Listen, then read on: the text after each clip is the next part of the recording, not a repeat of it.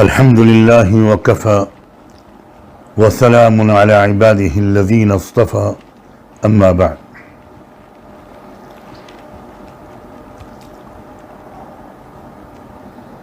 قابل احترام بھائیوں اور بہنوں،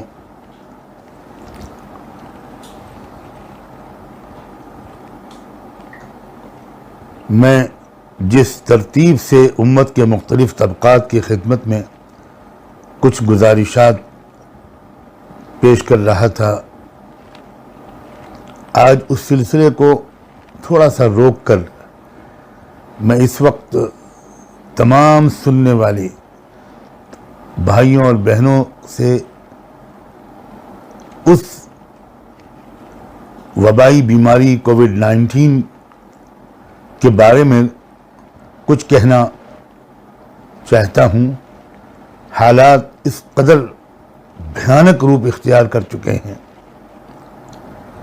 کہ قیامت کا منظر قائم ہے اس وقت ہمارے ملک کے مختلف شہروں میں، علاقوں میں. واقعی قیامت کا منظر قائم ہے.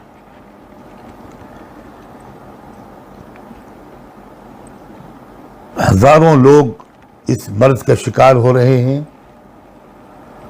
اور کسی اسپتال میں ایک بیڈ خالی نہیں بچا. لوگ ایک اسپتال سے دوسرے اسپتال اور دوسرے سے تیسرے اسپتال تک جاتے جاتے دم توڑ رہے ہیں. اس تصویر کی منظر کشی کرنا بہت مشکل ہے جو اس وقت زمین پر اس وقت ہمارے ملک میں بنی ہوئی ہے.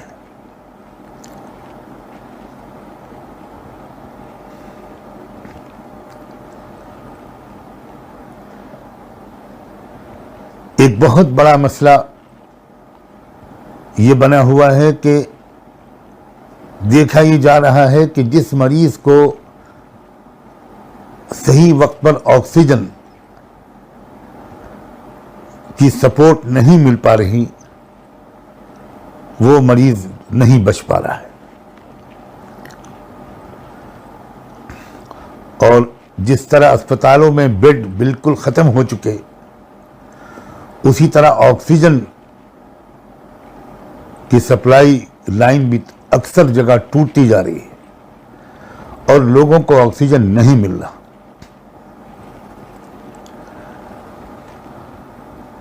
اس لیے اس وقت یہ بھی اپنا ایک فریضہ ہے کہ اگر اس سلسلے میں بھی چند جملے اپنی پوری قوم، پوری انسانی برادری، پوری اسلامی برادری سب کے سامنے کوئی بات کہی جا سکے تو ضرور کہی جائے. میں آپ سے یہ بھی گزارش آج کروں گا کہ میرے اس بیان کو، آج کی ان معروضات اور گفتگو کو آپ زیادہ سے زیادہ پھیلائیں اور اس کو صرف مسلمانوں تک محدود نہ رکھیں. زیادہ سے زیادہ کچھ اس کی کوشش کریں کہ زیادہ سے زیادہ اللہ کے بندے اور بندیاں وہ کسی طرح اس بات کو سن لیں.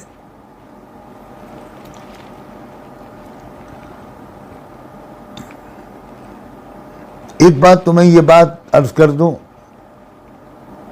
کہ یہ خیال جو بعض لوگوں کے ذہنوں میں آتے ہیں کہ بھائی کوئی وبا نہیں ہے، کوئی بیماری نہیں ہے، کوئی کرونا وائرس نہیں ہے، یہ سب جھوٹ ہے، افواہ ہے، اس پر دھیان بالکل مت دیں، اور یہ جو احتیاطیں بتائی جا رہی ہیں یہ سب بالکل بکواس ہے، اس طرح کی کسی احتیاط سے کوئی فائدہ نہیں ہوگا، کسی طرح کی ڈسٹینسنگ کی ضرورت نہیں ہے، اور اس کو دین سے جوڑا جاتا ہے. اور اس قسم کی احتیاطوں پر عمل کرنے کو ایمان اور توکل اور یقین اور تقوی سے کے خلاف سمجھا جاتا ہے. اور اس طرح کی باتیں سوشل میڈیا کے ذریعے سے برابر پھیلائی جا رہی ہیں تو بڑی تعداد میں بہت سے لوگ ابھی تک کنفیوژن کے شکار ہیں کہ یہ کیا صحیح ہے، واقعی کوئی وبا ہے یا نہیں ہے، واقعی کوئی ہم کو احتیاط کرنی چاہیے کہ نہیں؟ دیکھیے، دو باتیں الگ الگ ہیں. ایک تو یہ کہ کوئی بیماری، کوئی وبا، کوئی وائرس ہے یا نہیں. اس کا جواب یہ ہے کہ یقیناً ایک وائرس ہے، یقیناً ایک وبا ہے، یقیناً ایک بھیانک اور مہلک بیماری.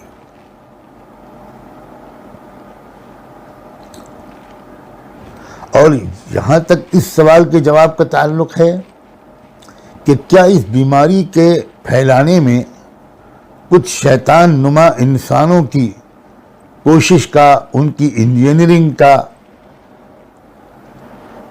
بھی کوئی حصہ ہے؟ تو اب جو حقائق اب تک آ چکے ہیں سامنے، اس سے تو یہ بات شاید میں اگر یہ کہوں کہ تقریباً طے اور یقینی ہو چکی ہے کہ جی ہاں، اس وائرس کے اس کو اتنا خطرناک بنانے میں کچھ شیاطین انس کا کبھی حصہ ہے. انہوں نے واقعی اس میں اس طرح کی انجینئرنگ کی ہے کہ یہ بہت زیادہ خطرناک ہو گیا. میں یہ بات سرسری طور پر نہیں کہہ رہا ہوں. اب تک میں پچھلے 1 سال سے اس سلسلے میں جو سائنسدانوں، میڈیکل سائنس کے ماہرین نے جو ریسرچ کیا ہے، اور یہ ریسرچ کرنے والے جن کی طرف میں اشارہ کر رہا ہوں، ان میں ایک بھی مسلمان نہیں ہے. کوئی یہ کہا جائے کہ یہ مسلمانوں کی طرف سے یہ الزام لگایا جا رہا ہے، نہیں. یہ نان مسلم انٹرنیشنل حیثیت کے سائنسدانوں کی طرف میں اشارہ کر رہا ہوں، جن میں سے اکثریت یورپ بیسڈ ہے.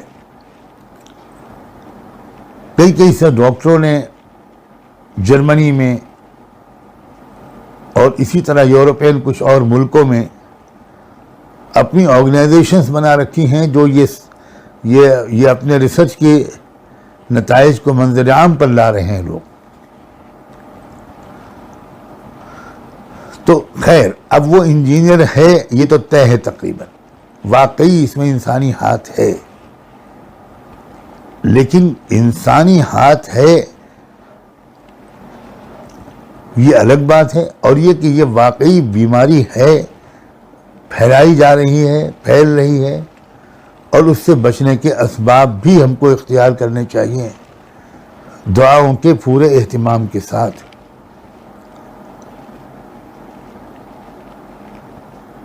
اور اگر کسی کو اس کی علامتیں شروع ہو جائیں تو اسے بالکل خوف زدہ ہوئے بغیر اللہ کی قدرت کو، اس کی طاقت کو پورا یقین کر کے خوب دعا مانگنی چاہیے. اس سے اس کے اندر ایک قوت ارادی بھی مضبوط ہوگی. اور آپ یہ بات جانتے ہیں کہ کسی مریض کے لیے اپنی بیماری سے لڑنے اور صحت یاب ہونے کے لیے ایک بہت بڑا سبب اس مریض کی ول پاور کی مضبوطی ہے. کیونکہ جب انسان گھبرا جاتا ہے، مایوس ہو جاتا ہے، تو اس کے اندر وہ ہارمونز نہیں بن پاتے، وہ چیزیں اس کے جسمانی نظام میں حرکت میں نہیں آ پاتی جو اس کی امیونٹی کو، اس کی قوت مدافعت کو مضبوط کریں. انسان کی جس طرح کچھ دواؤں اور غذاؤں سے قوت مدافعت طاقتور ہوتی ہے، اسی طرح انسان کی سوچ سے، اس کی نفسیاتی کیفیت سے، اس کے قلبی کیفیت سے، اس کے دل و دماغ کی کیفیت سے بھی اس کی قوت مدافعت مضبوط ہوتی ہے. اب تو میڈیکل ریسرچ کرنے والوں نے یہاں تک ثابت کیا ہے کہ اگر کوئی انسان معاف کرتا ہے دوسرے کو اور معافی مانگتا ہے تو اس کے اندر کی قوت مدافعت بڑھتی ہے، اس لیے کہ ایک ذہنی سکون اس کو حاصل ہوتا ہے. اور ذہنی سکون و اطمینان انسان کی امیون سسٹم کو، قوت مدافعت کو مضبوط کرنے میں ایک بہت بڑا رول پلے کرتا ہے. یہ تو میڈیکل ایکسپرٹ ثابت مانتے ہیں.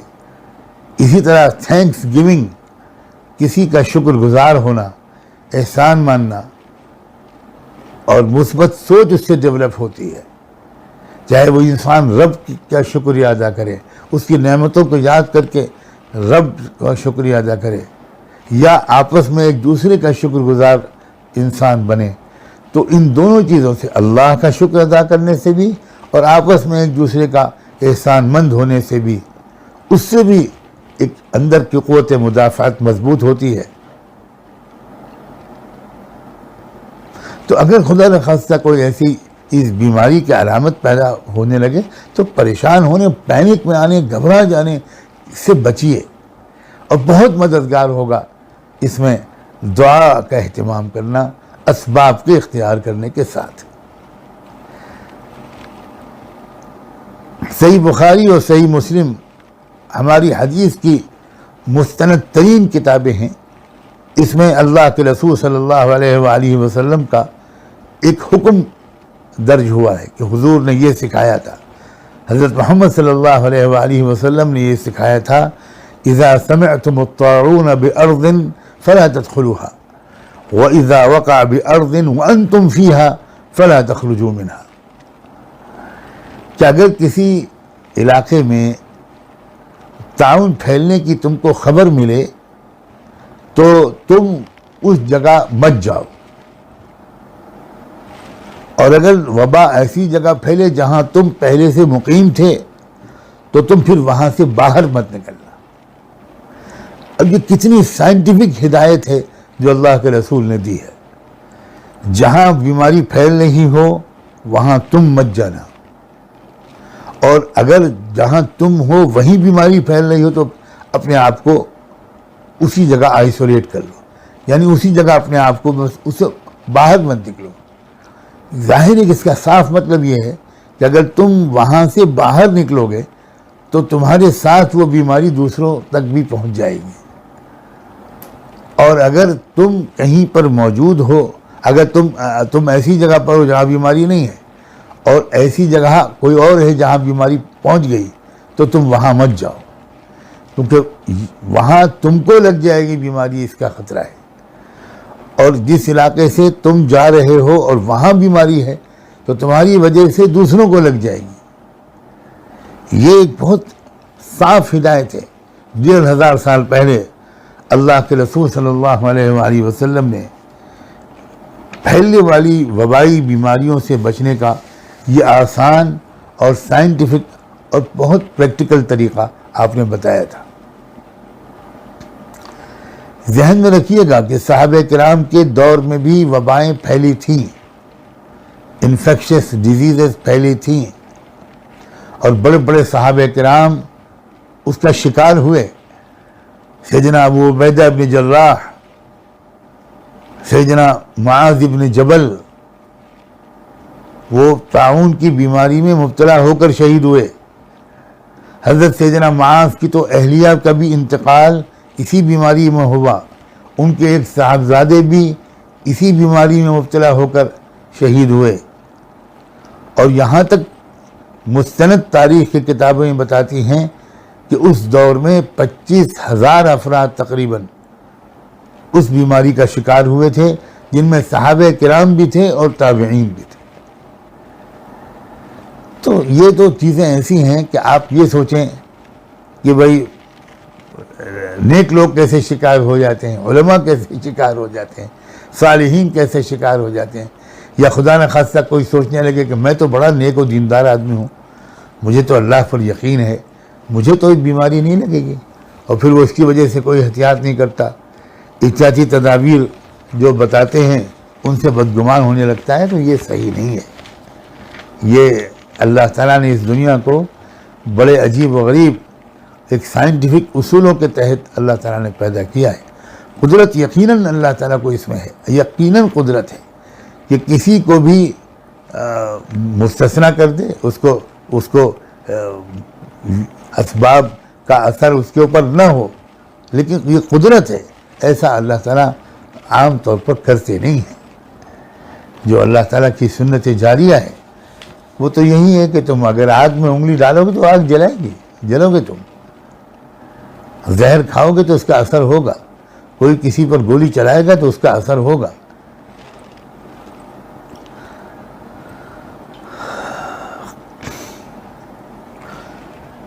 یہ جو میں نے ابھی 2 صحابہ کا نام لیا، ابو عبیدہ بن جراح، معاذ بن جبل، تو ان کے جانے کے بعد ملک شام کی قیادت سیدنا عمرو بن عاص کے ہاتھ میں آئی تھی، اور انہوں نے ایک حکم جاری کیا پوری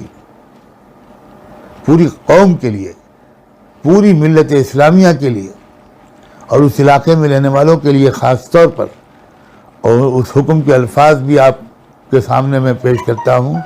انہوں نے فرمایا تھا الوباء کالنار وانتم وقودها فتفرقوا وتجبلوا، کہ فرمایا کہ وبائی بیماری آگ کی طرح ہوتی ہے جس کا ایندھن انسان بنتے ہیں، اس لیے الگ الگ ہو جاؤ. فتفرقوا، فاصلہ رکھو، بہت زیادہ اختلاط مت کرو، تھوڑے دن کے لیے ذرا الگ الگ ہو جاؤ. یعنی کوئی کہنا چاہے تو کہہ سکتا ہے کہ فزیکل ڈسٹینسنگ مینٹین کرو. میرے نزدیک سوشل ڈسٹینسنگ کے بجائے فزیکل ڈسٹینسنگ کا لفظ شاید زیادہ مناسب ہے. وَتَجَبَّلُوا، اور وبا اگر پھیلنے لگے تو پہاڑوں پر جا کر رہو، یعنی اپنی گھنی آبادی سے نکل کر کہیں دور پہاڑوں میں جا کر الگ الگ بس جاؤ. آگے فرمایا کہ انہوں نے کہا تھا حَتَّى لَا تَجِدَ مَا يُشْعِلُهَا فَتَنْطَفِي، اگر ایسا کرو گے تو آگ کو ایندھن نہیں ملے گا اور وہ بجھ جائے گی. یعنی یہ بہت اہم لفظ ہے، آگ کو ایندھن نہیں ملے گا وہ بجھ جائے گی. تو جب تک یہ انسانوں کو لگتی رہے گی وبا تو وہ وبا زندہ رہے گی، اور جب انسان اس کو نہیں ملیں گے، ڈھونڈ نہیں پائے گی وہ انسانوں کو. انسانوں نے اس طرح دور دور رہنا شروع کر دیا، الگ الگ مقامات پر چلے گئے، گھنی آبادی شہری آبادی سے باہر نکل گئے، تو پھر یہ آگ بجھ جائے گی، وبا ختم ہو جائے گی. ہمارے بہت بڑے علماء میں گزرے ہیں علامہ حافظ ابن حجر عسقلانی، انہوں نے تو گویا یہ الفاظ بھی نقل کیے ہیں، وہ یہ کہ ان ھذا رجز مثل السیل، کہ یہ بیماری سیلاب کی طرح ہے. من تنکبہ اخطأہ، جو پانی کے دھارے سے بچ کر کھڑا ہوگا وہی سیلاب سے بچ پائے گا. اور یہ آگ کی طرح ہے، جو آگ سے دور رہے گا وہی محفوظ رہے گا. ومثل النار من تنکبها اخطأها ومن اقام احرقته فآذته، جو آگ کے قریب کھڑا ہوگا آگ اسے جلا دے گی. اب یہ صحابہ کے الفاظ ہیں، آگ جلا دے گی. اب اگر کوئی یہ کہنا کہ نہیں آگ نہیں جلاتی، اللہ کا حکم جلاتا ہے، بالکل صحیح بات ہے. اللہ کے حکم سے آگ میں یہ تاثیر ہے. اب یہ تو حضرت سیدنا ابراہیم علیہ السلام کے لیے اللہ تعالیٰ نے تھوڑی دیر کے لیے اس آگ کے اندر سے یہ تاثیر نکال دی، اور اس کو تو الٹا اللہ نے براہ راست کہہ دیا آگ سے کونی بردا وسلاما علی ابراہیم. تو وہ تو ایک بہت ہی وقتی قسم کا اللہ کا حکم تھا، وہ اللہ تعالیٰ کبھی بھی ایسا کر سکتے ہیں. تو بہرحال ہم لوگوں کو یہ ہدایت ہے، یہ بات سمجھیے کہ یہ اسباب کو اختیار کیا جائے.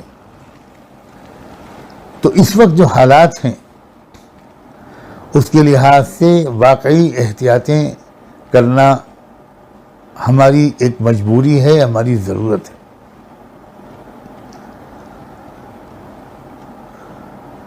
ان احتیاطوں کے ساتھ ساتھ جو بھی اسباب بتائے جا رہے ہیں ان کو اختیار کرنے کے ساتھ، جیسا کہ میں نے ابھی درمیان میں کہا تھا، شروع میں کہا تھا کہ آکسیجن کا مسئلہ بہت زیادہ بہت بنیادی اہمیت اختیار کر گیا ہے. اس بارے میں ایک خاص بات اور بھی کہنا چاہتا ہوں. دیکھیے، آکسیجن کی اتنی سپلائی نہیں ہو پا رہی ہے جتنی ڈیمانڈ ہے. یہ بہت بڑی کمی ہے یقیناً. اس میں ہماری حکومت کا، سرکار کا ٹوٹل فیلیور ہے. اور یہ ایک بہت بڑا مسئلہ یہ بھی بنا ہوا ہے کہ ہماری قوم جو ہے اس کا ذہن اگر مذہبی ہوتا ہے تو سائنٹیفک نہیں رہتا، اور سائنٹیفک بنتا ہے تو مذہبی نہیں رہتا. یہ جو معجزہ ہے محمد الرسول اللہ کا، اور یہ اسلام کی خصوصیت ہے کہ اسلام نے اعلیٰ درجے کا مذہبی اور اسپریچول اور روحانی ذہن بھی بنایا، اور بیک وقت اسی وقت ایٹ دا سیم ٹائم بہترین قسم کا سائنٹیفک اپروچ بھی سکھائی. یہ اسلام کی بڑی زبردست خصوصیت ہے. مسلمانوں میں بھی اب یہی تقسیم ہو گئی. وہ لوگ جو سائنٹیفک ایک ویژن یا اپروچ رکھتے ہیں وہ زیادہ متوجہ نہیں ہوتے مذہبیات کی طرف، روحانیات کی طرف. اور جن کا مذہبیات اور روحانیات کی طرف کا ذوق بنتا ہے وہ اسباب کو بالکل دنیا پرستی سمجھتے ہیں، مادیت سمجھتے ہیں، ایمان کی کمزوری کی علامت سمجھتے ہیں اسباب کا اختیار کرنا. اور اسی دونوں ایکسٹریم میں گویا لوگ پھنسے ہوئے ہیں. یہی حال دوسری قوموں کا ہے ہمارے ملک میں بسنے والی. اب آپ اس کا اندازہ کیجئے کہ ہماری حکومت یہ کہتی ہے کہ تھالی بجاؤ، تالی بجاؤ، موم بتی جلاؤ، لائٹ بجھا دو. کتنے افسوس اور شرم کی بات ہے.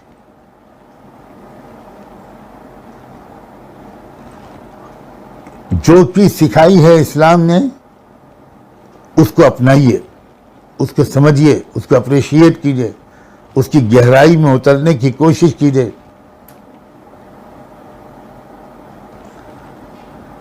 اسلام نے یہ سکھایا ہے کہ اسباب بھی اختیار کرو اور اللہ سے پناہ، مدد، حفاظت بھی مانگو. ایک ملٹی ڈائمینشنل اپروچ ہے اور بالکل اس میں کوئی تضاد نہیں ہے، کسی طرح کا کنٹراسٹ نہیں ہے. اب اسباب میں سے ایک سبب ہے آکسیجن کا مسئلہ. یہ بالکل دیکھا جا رہا ہے کہ جس کو وقت پر آکسیجن مل جاتی ہے الحمدللہ وہ بچ جاتا ہے، اور جن کو وقت پر آکسیجن نہیں مل پاتی وہ بیچارے دم توڑ دیتے ہیں. تو اب اسپتالوں میں آکسیجن نہیں مل رہی ہے تو ایک اس کا متبادل بتانا چاہتا ہوں. دیکھیے،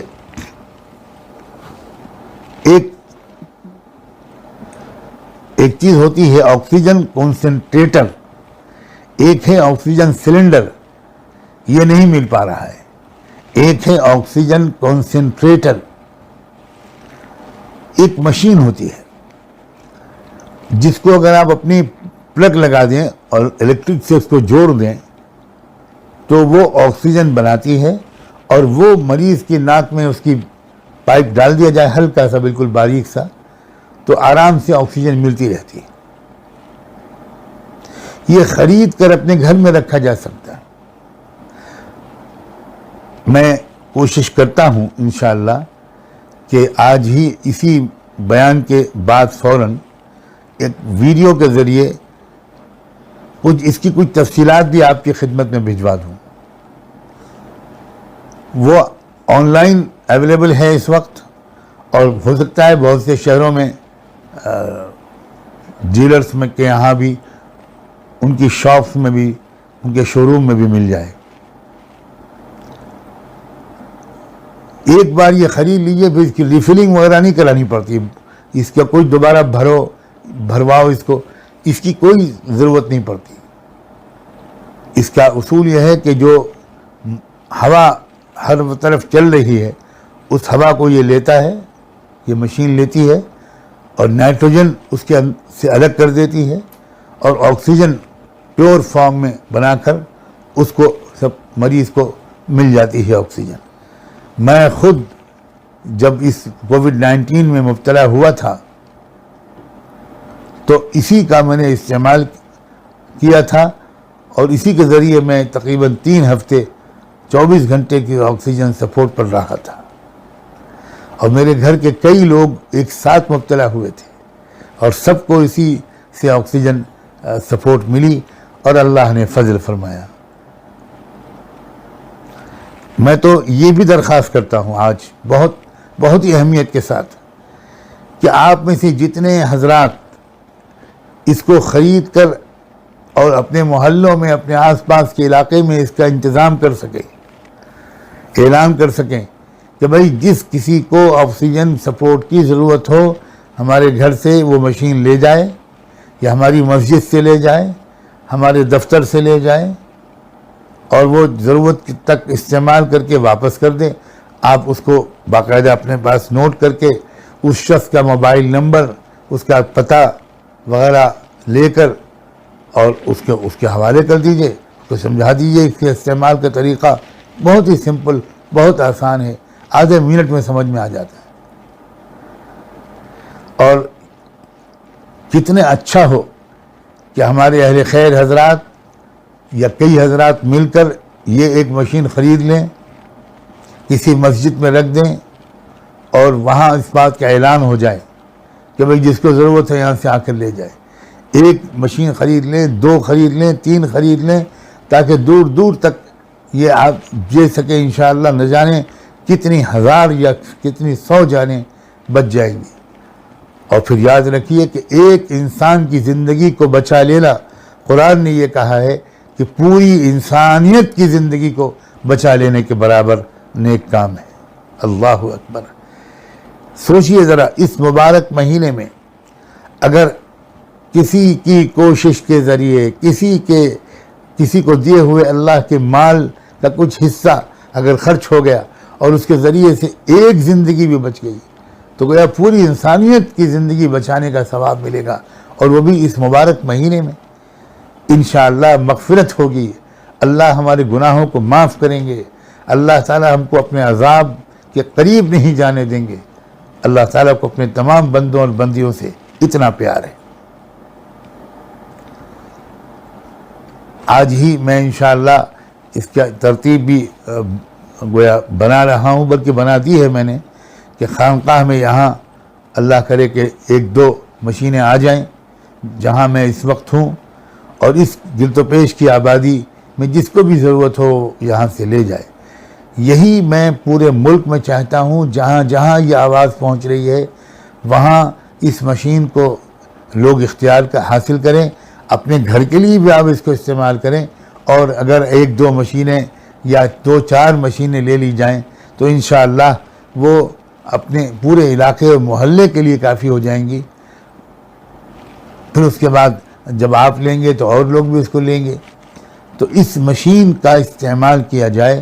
آکسیجن سلنڈرز اب نہیں مل پا رہے، اسپتالوں میں آکسیجن کی سپلائی کم ہو گئی ہے، سپلائی چین ٹوٹتی چلی جا رہی ہے، اس مقدار میں آکسیجن سلنڈرز نہیں پہنچ پا رہے، ان کی ریفلنگ نہیں ہو پا رہی، اور اس میں بڑی لاپرواہی کو بھی دخل ہے، مس مینجمنٹ کو بھی دخل ہے۔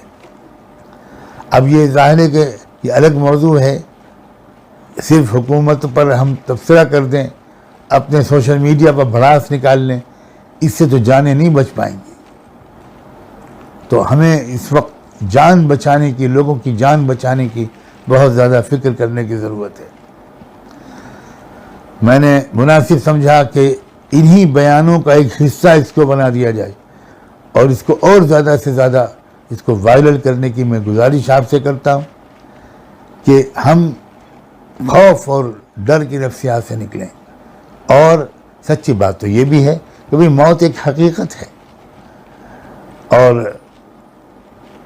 آج نہیں تو کل اس سے سابقہ پڑنے ہی والا ہے، اور یہ تو ایسا وقت ہے کہ بالکل ہر وقت ہر شخص کے سامنے اس وقت موت کھڑی ہوئی ہے سامنے اس کے، موت ہم سے بہت قریب آ چکی ہے، پتہ نہیں کس وقت کس کی باری آ جائے۔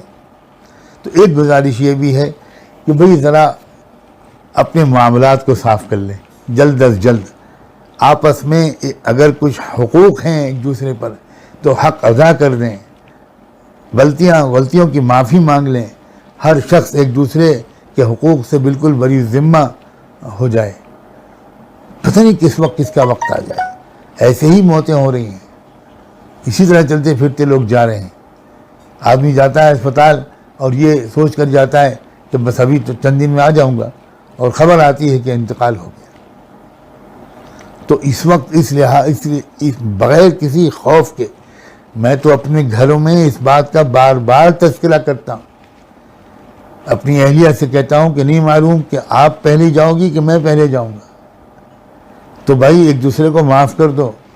اور اگر کچھ مالی حقوق ہیں, کچھ ادھار لیا ہے, کسی کی امانت ہمارے پاس رکھی ہے, کسی کے ساتھ کاروبار میں کچھ شرکت ہے, جو بھی ہے کچھ معاملہ اس طرح کا, اسے پلیز ارجنٹلی اور امیڈیٹلی اس کی طرف توجہ کر کے اس کو صاف کریں.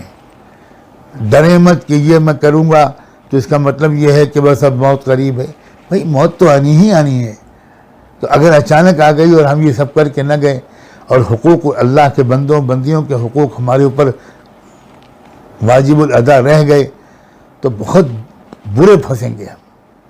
کیونکہ یہ بات آپ جانتے ہیں کہ اللہ اپنے حق کو تو معاف کر دیں گے, لیکن جب ہمارے آپس کے حقوق کا معاملہ آئے گا تو اللہ کہیں گے میں اس میں کوئی دخل نہیں دوں گا. یہاں آ کر اچھے نیک لوگ پھنس سکتے.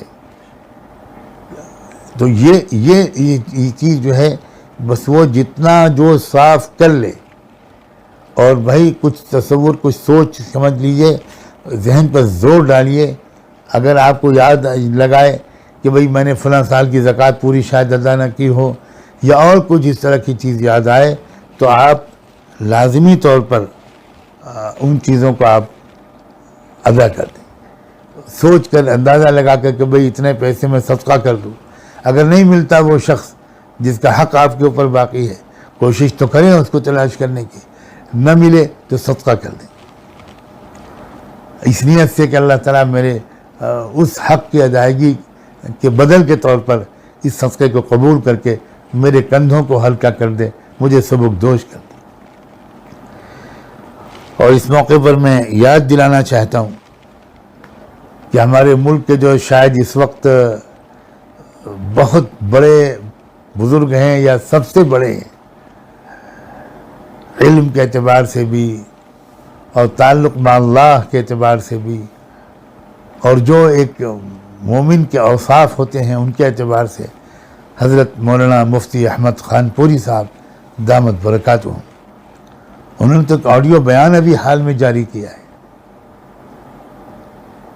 جس میں انہوں نے ہم سب کو کہا ہے, تمام اہل ایمان کو خطاب کر کے کہا ہے کہ بھئی کثرت سے اس وقت درود شریف اور استغفار کی بہت کثرت کریں. چلتے پھرتے اٹھتے بیٹھتے استغفار, اپنے گناہوں کی معافی مانگتے رہیں اللہ سے, اللہ کے رسول کی خدمت اقدس میں درود و سلام کا نذرانہ پیش کرتے رہیں. اور ساتھ ساتھ انہوں نے یہ بھی فرمایا ہے کہ روزانہ اپنے گھر کے تمام افراد کی طرف سے صدقہ نکالیں. فرمایا, یہ بھی فرما دیا کہ ضروری نہیں کہ لمبی رقم ہو, لیکن تھوڑا تھوڑا صدقہ سب کی طرف سے نیت کر کے روزانہ نکالا جائے. اور یہ صدقہ جو ہے یہ وباؤں اور بلاؤں کو ٹالتا ہے.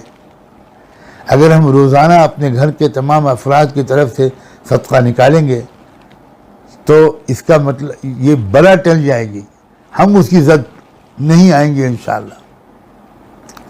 تو اعمال کے ذریعے بھی اور اسباب کے ذریعے بھی اس وبا سے, اس بیماری سے, اس کووڈ-19 سے بچنے کی اور بچانے کی جو کوشش ہم اور آپ کر سکتے ہیں ضرور کریں. یہ ہے میری آج کی گزارشات کا خلاصہ. اللہ تعالیٰ عمل کرنے کی ہم سب کو توفیق دے. ہم اپنے ساتھ بھی احسان کریں اور دوسروں کی بھی خدمت کریں. زیادہ سے زیادہ خدمت کا ہم اپنے اندر جذبہ پیدا کریں.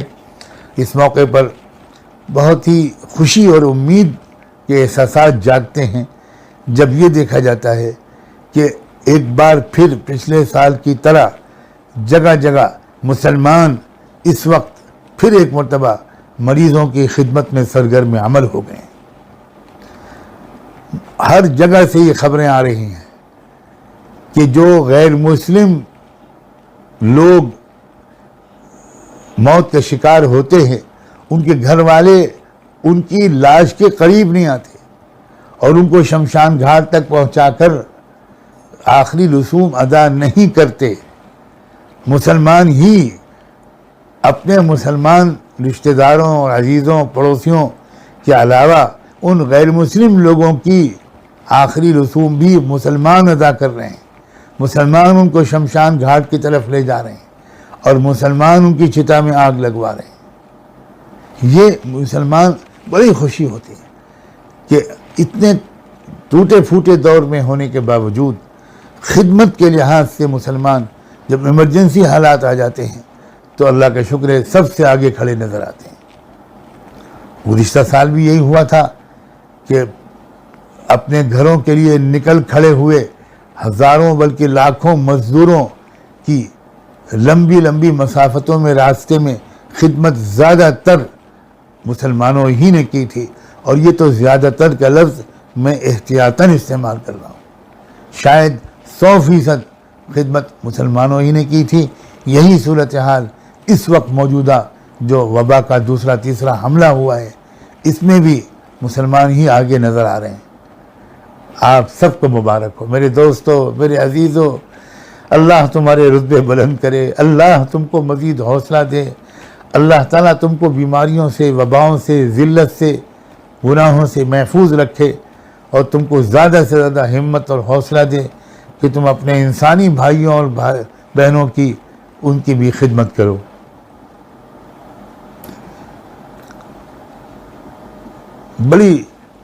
بڑی مایوسی ختم ہوتی ہے، نا امیدی ختم ہوتی ہے اور امید قائم ہوتی ہے کہ اگر محبوب خدا رحمت دو عالم صلی اللہ علیہ وآلہ وسلم اتنی پریشانیوں میں گرے ہونے کے باوجود، اتنی سازشوں کا شکار ہونے کے باوجود ایسا حوصلہ رکھتی ہے اور ایسا ظرف رکھتی ہے، ایسے اخلاق اور ایسی سوچ رکھتی ہے کہ وہ وقت آنے پر بھول جاتی ہے کہ یہ اسی قوم کے افراد ہیں جن کی ہم خدمت کر رہے ہیں، جو قوم ہماری بہو بیٹیوں کی عزتیں لوٹتی ہے، جس قوم کے بہت سے افراد ہماری جانوں کے درپے رہتے ہیں. اور ہو سکتا ہے کہ جن کی ہم خدمت کر رہے ہوں یہی خود شریک رہے ہوں ماضی میں کبھی ہمیں اذیت پہنچانے کی کوششوں میں. یہ سب بھول جاتا ہے مسلمان اور وہ خدمت میں لگ جاتا ہے. شاباش مسلمانوں، شاباش، بہت مبارکباد کے لائق ہو. ایک بار پھر کمر کسو، ایک بار پھر خدمت کے میدان میں اترو. اور اس وقت جو خدمت کا بہت بڑا میدان ہے وہ آکسیجن کا انتظام کرنا ہے. اور اگر آکسیجن سلنڈر وغیرہ نہ مل سکے تو وہ چیز جس کو میں نے کہا آکسیجن کنسنٹریٹر، اس کو تلاش کرو. اگر شہر میں کسی شو روم سے مل جائے تو، اور وہ آن لائن منگوانی پڑے تب وہ آپ منگواؤ اور اس کے ذریعے زیادہ سے زیادہ انسانی زندگیوں کو بچانے کی خدمت انجام دینے کی بھرپور کوشش کرو. اللہ تبارک و تعالی نیک نیتی اور سلیقے کے ساتھ پورے ملک میں اور ملک سے باہر بھی ہر جگہ ہمیں اور آپ کو، افراد ملت کو زیادہ سے زیادہ خدمت کرنے کی توفیق عطا فرمائے اور قبول فرمائے. وآخر دعوانا ان الحمد للہ رب العالمین وصلی اللہ تعالی علی خیر خلقہ سیدنا مولانا محمد وعلی آلہ وصحبہ اجمعین برحمتک یا ارحم الراحمین.